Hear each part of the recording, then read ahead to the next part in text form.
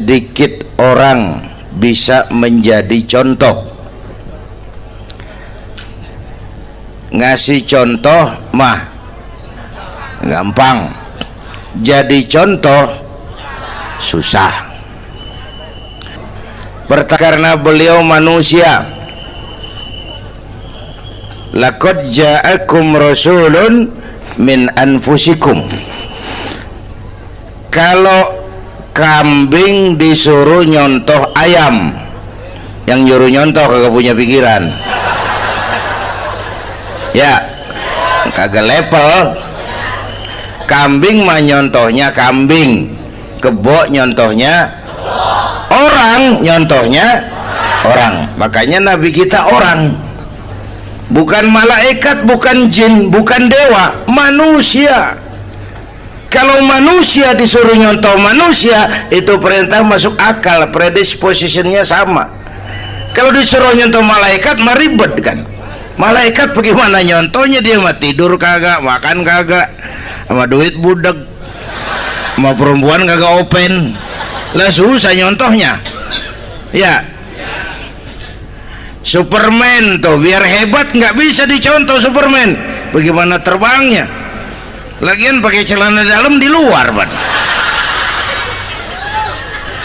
Gak bisa dicontoh Superman mah. Nabi kita manusia utuh, cuman sungguh pun manusia, kualitasnya beda. Ini namanya basyarun la kal basyari.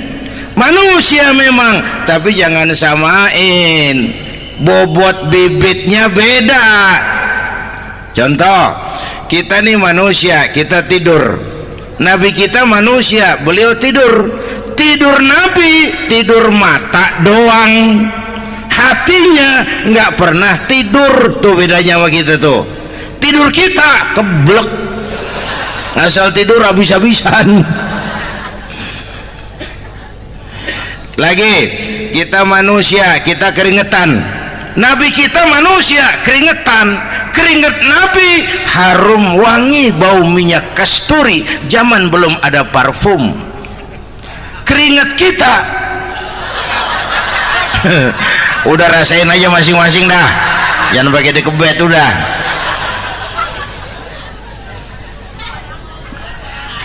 Contoh lagi, kita nih manusia nih, kita beludah nggak? Nabi kita manusia, beliau juga beludah. Ludah Nabi obat, ludah Nabi. Itu kan waktu mau hijrah kan sama Sayyidina Abu Bakar, sampai di Gua Sur, Sayyidina Abu Bakar bilang, saya turun duluan ke gua ya Rasul. Ngapain? Bersihin gua, takut ada binatang berbisa. Silakan turun. Sayyidina Abu Bakar bersihin gua, bener tuh, tangannya digigit kalajengking, sakit, ngebet, bengkak. Kalajengking Arab ya, emang di Arab kejadiannya. Herem nyaut aja bener. Ditahan aja, udah aman ya Rasul, silakan turun. Lama-lama dalam gua berduaan kelihatan juga Sayyidina Abu Bakar mukanya pucat. Nabi tanya, mabalu kayak Abu Bakar? Abu Bakar kenapa? Nggak apa-apa. Berat meninggalkan Mekah? Enggak.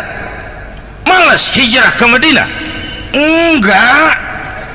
Takut diubur-ubur Quraisy?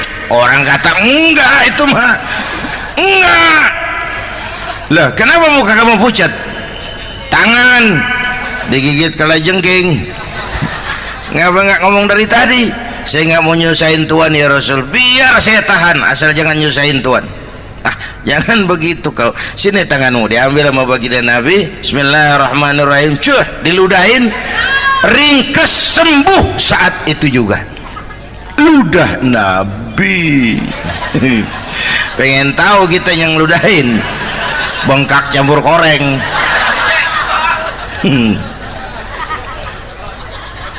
Satu tuh alasannya kenapa Nabi dijadikan contoh, karena manusia. Kalau manusia disuruh nyontoh manusia pasti bisa dong ya. Yang kedua, karena tadi kata Bang Haji Oma, pribadinya itu pribadi yang multidimensi. Mau nyontoh apa? Pak, saya ini pengusaha Pak. Nabi umur 9 tahun udah ke Syria tuh, dagang lintas negara Syam tuh. Saya jenderal Pak. Nabi mimpin tentara di medan perang Mas. Saya mau balik Pak. Nabi dakwah Bung. Saya guru Pak. Nabi ngajar Mas. Innama bu'istu mu'alliman. Aku diutus sebagai guru, guru umat, guru bangsa. Saya politisi Pak. Nabi diplomat ulung Bung. Saya presiden Pak. Nabi mimpin bangsa dan negara Mas. Saya kepala rumah tangga Pak. Nabi punya anak bini Bang. Ayo lempengan mana dulu cari ngomong. Malah Nabi Isa tuh nggak bisa jadi contoh bagaimana membina rumah tangga bahagia. Bagaimana membina rumah tangga bahagia menurut contoh Nabi Isa? Nggak ada Mas. Kenapa? Nabi Isa belum sempat kawin. Ya, Nabi Isa belum sempat kawin. Ada pengikut Nabi Isa menyangka nggak kawin ajaran Nabi Isa, pada ngikut lagi nggak kawin. Tuh pastor tuh mubazir. Orang dikasih perabotan. Bang, bener saya kalau dalam Islam kiai kagak boleh kawin, saya pilih berhenti jadi kiai. Kalau kagak ada giro-giroan, botak rambut.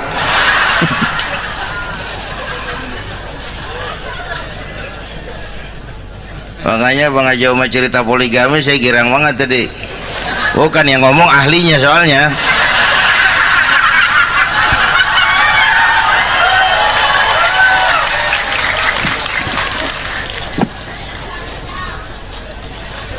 Dadah gitu aja deh ya.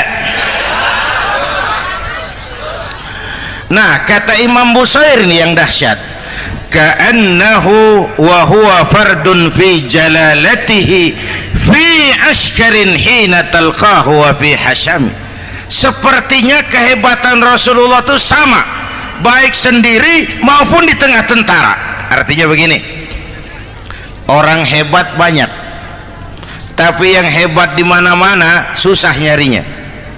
Baginda Rasul ini lagi duduk hebat, lagi jalan hebat, ada di pasar hebat, lagi di masjid hebat, di medan perang hebat, di depan anak-anak hebat, di mata musuhnya hebat, di depan sahabatnya hebat, di mata istrinya hebat, di mana-mana hebat. Lah susah cari orang begini Bang.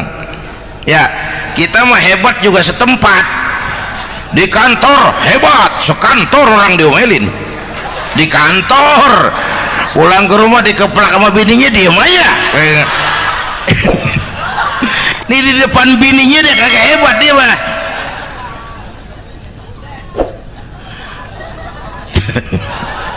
Oke, lalu kalau begitu soalnya apa yang mau kita contoh? Saya sampaikan 3 aja. Pertama, Nabi kita ini tokoh yang sejak kecil udah ditempa kesusahan. Bu, tadi kata Bang Haji, Islam mengangkat derajat kaum perempuan karena perempuan banyak melahirkan orang besar. Lihat Sayyidah Aminah, ibunda baginda Nabi, melahirkan anak pertama tanpa didampingi suami. Meninggal suaminya, sedih hatinya, remuk perasaannya, tapi tegar jiwanya. Dilahirkannya bayi bernama Muhammad, diasuhnya penuh kasih sayang, diantarnya menjadi orang besar dan memang dibesarkan oleh Allah. Itu contoh tuh Bu. Bilangin anak-anak tong, bocah Nabi ngangon kambing tong, sekolah tong, jadi orang gede. Baba lu tibang tamat SD, lu sarjana lu. Baba lu cuman jadi RT, lu jadi camat lu. Biarin malu baba lu pala jadi kaki, kaki jadi pala, asal lu terus sekolah. Bu, anak sekolahin, gelang doang digedein lu.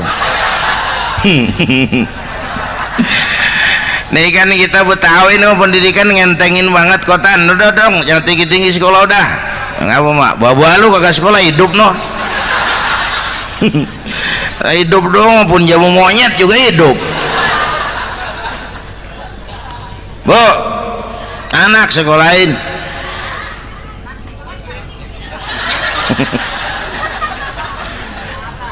Mahatma Gandhi, oh kecilnya begeng ceking cacingan leatim, emaknya tuh Gandhi sekolah nak, Gandhi belajar nak, Gandhi jadi orang besar nak, kalau perlu belajar ke Inggris biar Inggris menjajah kita, nggak apa-apa kau sekolah ke Inggris tapi jangan jadi Inggris nak, jangan pacaran sama bule, jangan sentuh minuman keras. Gandhi jadi orang besar. Mahatma Gandhi tumbuh karena dorongan emak.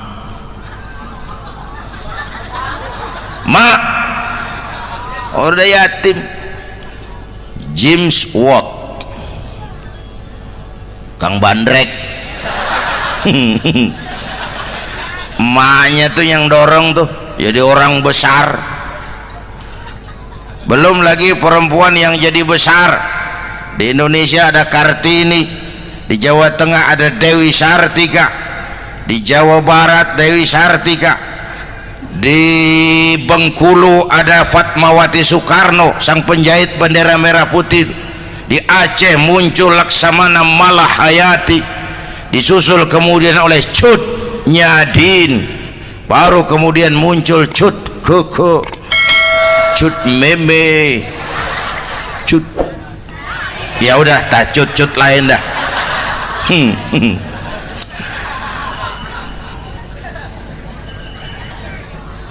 Nabi ke remajanya nggak dikolokin, tegar, tahan bantingan, nggak cengeng. Begini bang, kalau bahasa kita nih, bahasa Betawi nih, orang mah bang kalau udah biasa susah ketemu susah nggak kaget udah. Ya kita Betawi kan mah susah udah nukangin. Susah mulu. Saya santri nih biasa makan kangkung, datang ke rumah temen dikasih kangkung, makanan gue ini mat, dikasih daging ayam lah nambah, emang apa? Orang mah kalau biasa susah enak nggak kagetan. Saya santri biasa tidur di masjid, disuruh nginep di hotel lah pules nggak? Tapi yang biasa tidur di hotel suruh nginep di masjid encok. Makanya kemarin tuh waktu menteri-menteri baru dilantik tuh saya ngarepin tuh mudah-mudahan nih menteri ini begitu dilantik bacaannya nawaitu sauma ghadin. Lu pada niat puasa dulu dah, entaran. Puasa kan bukan kagak boleh, nunda doang, nunda puasa mah. Tempe boleh maghrib, tahu boleh maghrib, air kelapa boleh maghrib. Lu menteri pada mau naik mobil mewah boleh, ntar kalau ekonomi udah mendingan rakyat udah pada legaan napasnya. Ya sebab apa? Itu duit buat mobil para menteri kan duit negara kan duit rakyat kan duit gue juga, itu ada di situ, gue bayar pajak. Sayangnya kebanyakan pejabat kita asal dilantik aja bacaannya Allahumma lakasumtu, niat buka puasa. Orang buka puasa kan kemaruk apa jadi gares ya. Bu, jadi benar Islam mengangkat harkat, derajat, martabat kaum perempuan. Kata Bang Haji Umar tadi, dengar nggak tuh? Waktu Nabi ditanya, ya Rasul, siapa yang paling harus saya taati di dunia? Ibumu. Setelah itu ibumu. Setelah itu ibumu. Setelah itu bapakmu. Ibu 3 kali disebut, bapak coba pikirin, ibu 3, bapak 1 bapak. Ini bagaimana ngitungnya, jadi kerok begini nih ngitung nih.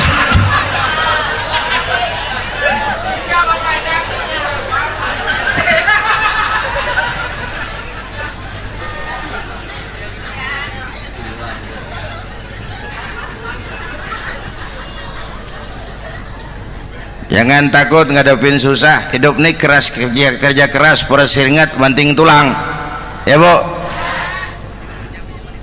1 Yang kedua, contoh dari Nabi, orang yang paling bersih hatinya Rasulullah, orang yang paling baik akhlaknya Rasulullah, orang yang bahkan sudah dapat jaminan ampun dari segala dosa Rasulullah. Tapi orang yang kalau sholat malam sampai bengkak kakinya karena rajin sujud Rasulullah. Aspek ibadah apaan? Diam-diam giliran gue ini ngomong.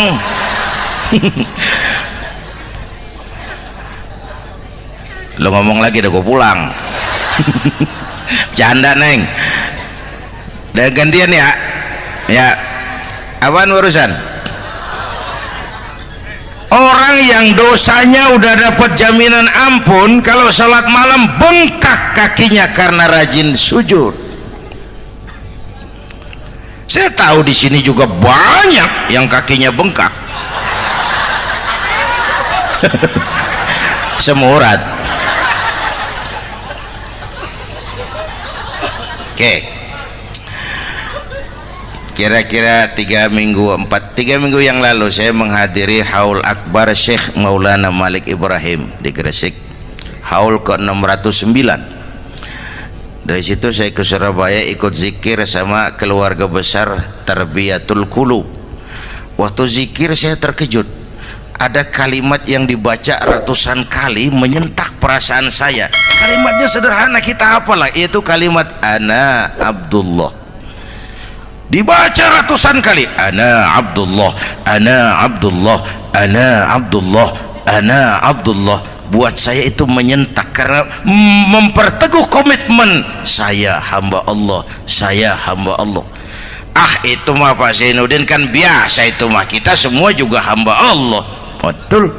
Ayo kita bikin luar biasa. Saya mau tanya, bapak ibu hamba Allah apa bukan? 3 orang. Ibu hamba Allah apa bukan? Hamba Allah. Kata siapa? Nah, kata ibu sendiri. Kalau kata sendiri pan namanya pan ngaku. Ya, orang ngaku mah boleh dong, tiba ngaku namanya juga ngaku. Cuman diakuin apa enggak kita pan belum tahu. Ngaku mah murah, diakuin mahal. Ya, yang gampang dah. Ibu kenal sama Presiden SBY? Kenal. Presiden SBY kenal sama ibu? Lo ngaku, lo ngaku.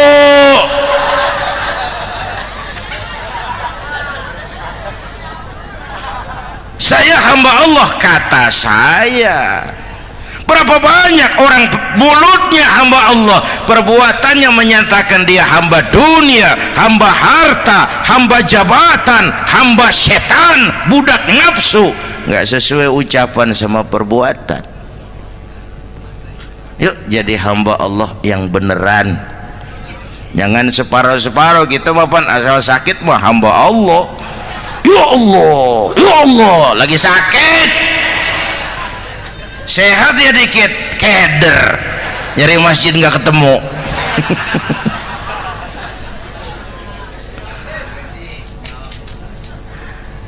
Apalagi kata Bang Haji tadi nih, kita nih kan zaman entertain nih. Orang pada pintar bikin bungkusan sekarang Bang. Ya, abad entertain, orang pada bangun pencitraan. Tadi itu kiai sama dukun tipis bedanya. Dukun pada pasang iklan sekarang, ketik reg. Waduh, sampean lahir hari Selasa, nggak cocok di air, ono di hutan sono. Larang udah dagang es jadi berhenti, nggak cocok di air.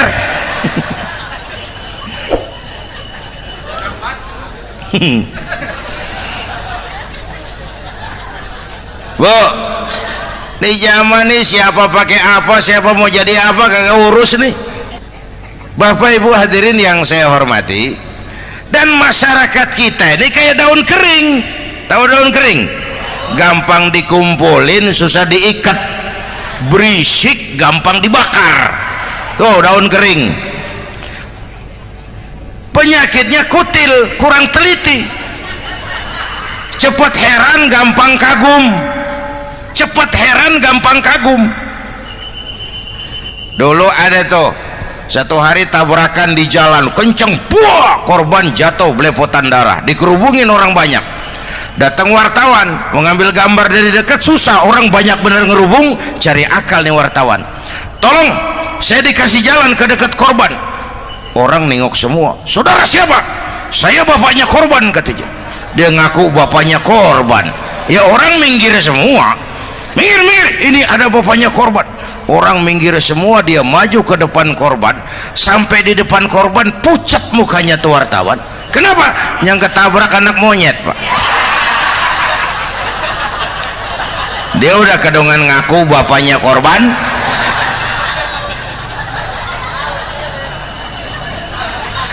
Bu, ini cerita pendek tapi pesannya lumayan nih. Kalau belum kenal bener mah jangan buru-buru ngakuin, ya. Dia kagak tahu yang ketabrak siapa, main ngakuin aja, saya bapaknya korban. Lu makan lu jadi bapak monyet sono lu. Makanya jagain kampung kita nih, jangan kemasukan yang aneh-aneh, ya. Nabi palsu, aliran aneh. Ya ini bid'ah, itu bid'ah kuno yang kayak begitu. Capek kita ngurusin begitu, udah kelewatan, ya. Yang tahlil terusin, yang kagak suka nggak apa-apa, cuman jangan ngomelin yang tahlil. Orang tahlil juga pakai dalil. Yang mabok masih banyak, yang tahlil diomelin. Kita nih kayak kurang kerjaan, akhirnya rame turu-turu kita. Padahal yang harus kita kembangkan kan rukun antar umat seagama, rukun antar umat beragama, rukun antar umat beragama dengan pemerintah, kata Bang Haji Omar tadi. Rukun antar umat seagama, turu-turu kita muslim nih kudu rukun. Beda pendapat boleh, marahan jangan, ya. Tangan kanan sama tangan kiri juga beda, cuman rukun. Asal kiri gatal nih, kanan kagak diundang, dia datang aja nggak rukin. Nggak ada kiri gatal kanan ngomel, lu garuk aja sendiri, nggak. Dia mah akur, ya Bu.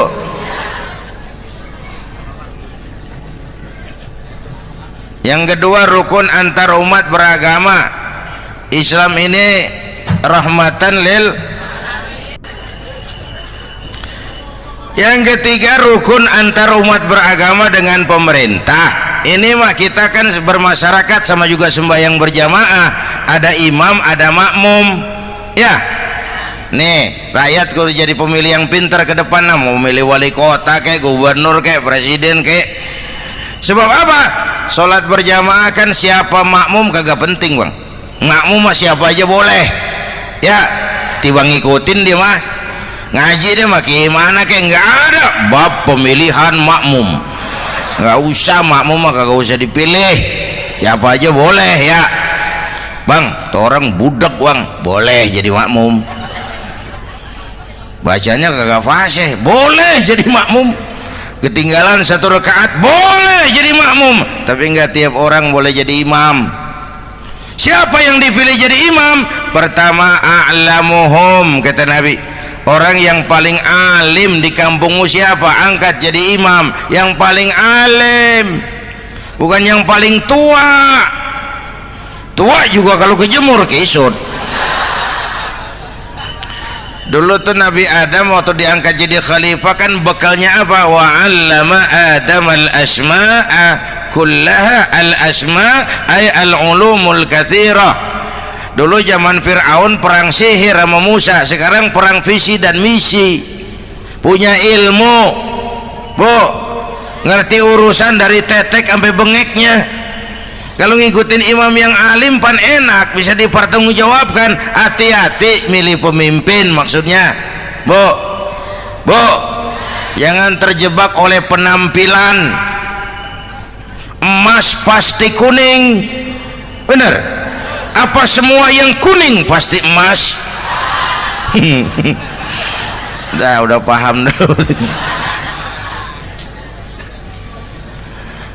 Ustadz, kenapa? Di kampung saya ada 2 orang alimnya sama. Yang mana yang jadi imam? Afsahuhum, yang lebih fasih lidahnya. Yang satu alim pelok, yang satu alim kagak pelok. Nah, yang kagak pelok suruh jadi imam. Kenapa? Nggak sah orang fasih bermakmum kepada imam pelok. Ustadz, imam pelok, makmum pelok semua. Sah. Namanya kampung pelok, biarin. Susah diurusin udah itu. Apa sih artinya fasih? Yang enak deh, nyambung. Pegel kalau punya pemimpin kagak nyambung sama rakyat. Ya, rakyat mau yang ngidul deh ngalor, rakyat mau yang ngulon deh ngetan. Lah kan capek rakyat, kagak nyambung. Makanya kalau jadi imam pesan Nabi, idza amma ahadukumun nas falyukhaffif. Kalau kamu jadi imam, ringankan sholat kamu. Itu makmum nggak sama kekuatannya. Jangan panjang-panjang kalau jadi imam. Kudu tahu keadaan makmum. Tuh makmum ada yang udah tua rentak, diri aja udah gemeter. Ada yang punya darah tinggi, kalau sujud kelamaan palanya ngebet. Ada yang udah janji tuh makmum habis sembahyang mau terima duit. Kalau imam kelamaan, kalau saudan makmum. Ya, nyambung. Jangan udah diangkat jadi imam saenake dhewe.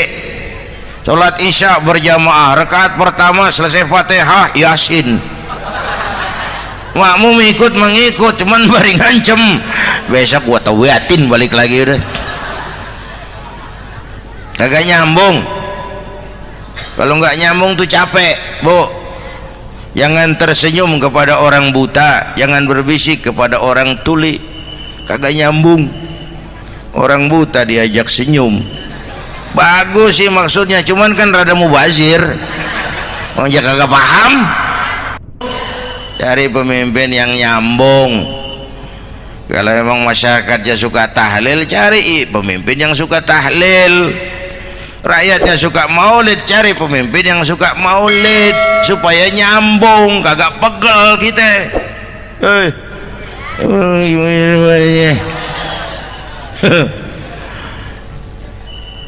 Bapak Ibu hadirin, saya balik urusan kita. Nyontoh Nabi ibadahnya luar biasa. Bu, kita ini perlu Allah. Kita ini perlu Allah. Semua kita perantau di bumi Allah ini. Perantau pasti pulang.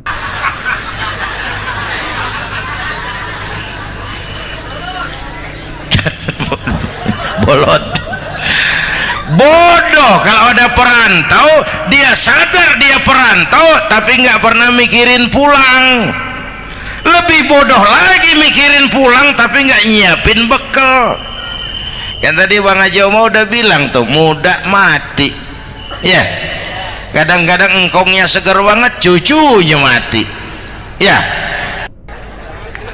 Perantau mah mesti pulang. Sini mah kita ngendon doang, ngendon taran. Mula-mula pan Bang, kita mah tinggalnya jauh di alam arwah. Dari sana pindah ke alam rahim, alam kandungan emak nih. Pernah tinggal di situ 9 bulan tuh. Ada yang 2 tahun, yang keluar udah kumisan, kelamaan ngetemnya itu.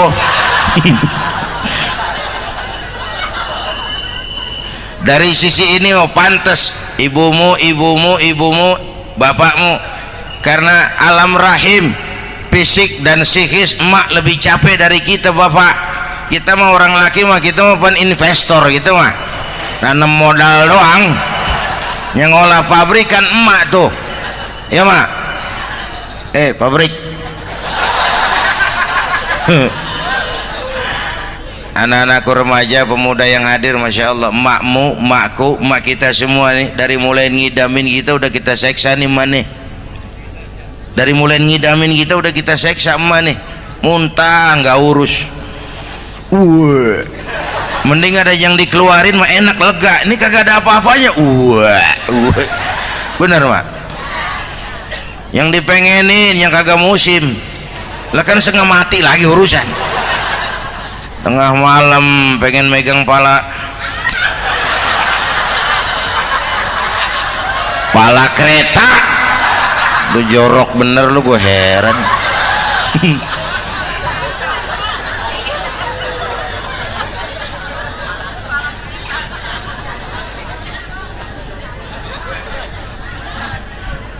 Bapak Ibu hadirin, yang ketiga terakhir, contoh dari baginda Nabi, modal utama perjuangannya adalah akhlak. Memperbaiki akhlak, pakai akhlak. Rasulullah ngajak, bukan ngejek. Rasulullah merangkul, bukan mukul. Rasulullah pakai argumen, bukan pakai sentimen. Tujuannya adalah kebenaran, bukan menang-menangan. Prinsip dakwahnya basyiru wala tunafiru, yassiru wala tu'assiru. Gembirakan orang, jangan ditakut-takutin. Mudahkan urusan orang, jangan dibikin sulit. Di masyarakat memang mendingan rakyat rendah berakhlak tinggi daripada pejabat tinggi berakhlak rendah. Dulu tahun 50-an orang kita kalau pergi haji ke Mekah 6 bulan. 6 bulan tuh orang udah pada lupa aja baru pulang. 6 bulan orang yang ada cuman kapal laut, Mekah Madinah onta, banyak rampok lagi di gurun pasir Baduy itu. Dulu orang tua kita belajar manasik, kalian belajar silat. Subhanallah, apa yang sudah disampaikan oleh guru kita almarhum Kiai Haji Zainuddin MZ sangat luar biasa. Sahabat beriman yang dirahmati Allah, jangan kemana-mana dulu karena kajian ini belum selesai. Oleh karena itu, mari kita lanjutkan kembali. Sekarang karena kemudahan kemajuan ilmu menciptakan Boeing memotong waktu 5 bulan, orang pergi haji cukup sebulan. Bapak Ibu hadirin yang saya hormati, oleh karena itu menjaga nilai-nilai akhlak itu penting. Kepada siapa kita harus berakhlak? Pertama, kita harus berakhlak kepada Allah. Bagaimana caranya? Jangan menyekutukannya dengan sesuatu pun. Yang kedua, jangan menyembah kecuali hanya kepadanya. Yang kedua, kita harus berakhlak kepada sesama tadi itu. Yang ketiga, kepada lingkungan. Saya dulu masih zaman ada almarhum kakek saya, engkong, kampung saya banjir, air masuk ke rumah, saya teriak, "Kong, banjir Kong!"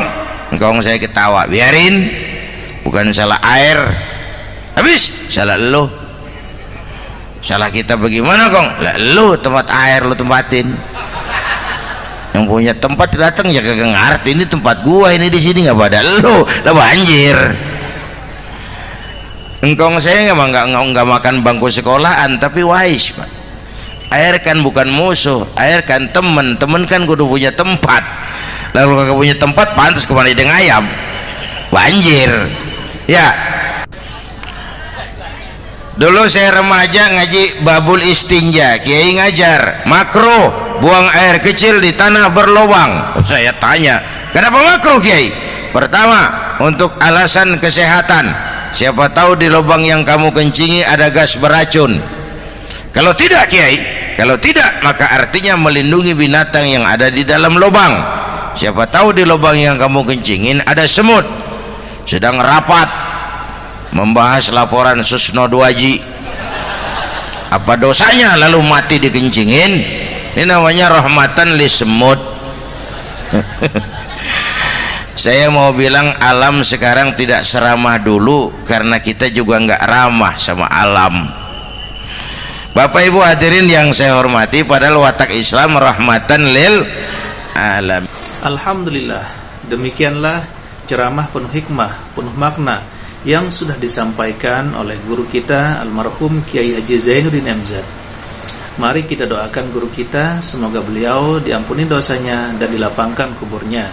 Amin ya rabbal alamin. Sahabat beriman yang dirahmati Allah, semoga apa yang sudah disampaikan oleh guru kita bermanfaat untuk kita dan kita bisa istiqomah dalam mengamalkannya. Dan buat sahabatku semua yang sudah setia menonton video ini sampai selesai, saya ucapkan banyak terima kasih. Semoga Allah Subhanahu wa taala senantiasa selalu melimpahkan rahmat dan karunia-Nya kepada sahabatku semua. Dimudahkan segala urusannya dan dilancarkan rezekinya. Amin ya rabbal alamin. Sahabat beriman yang dirahmati Allah, untuk hari ini cukup sampai di sini dulu.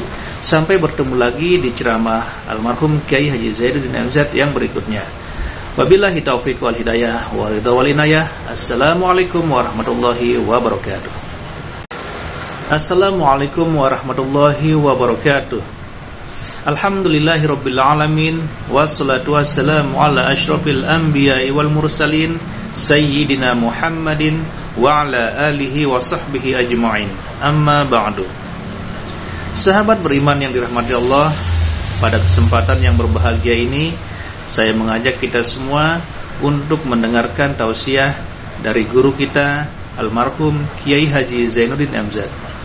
Tentunya banyak hikmah dan manfaat yang bisa kita petik.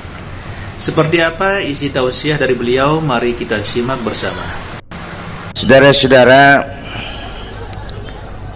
sekarang ini banyak orang bisa memberi contoh, tapi sedikit orang bisa menjadi contoh.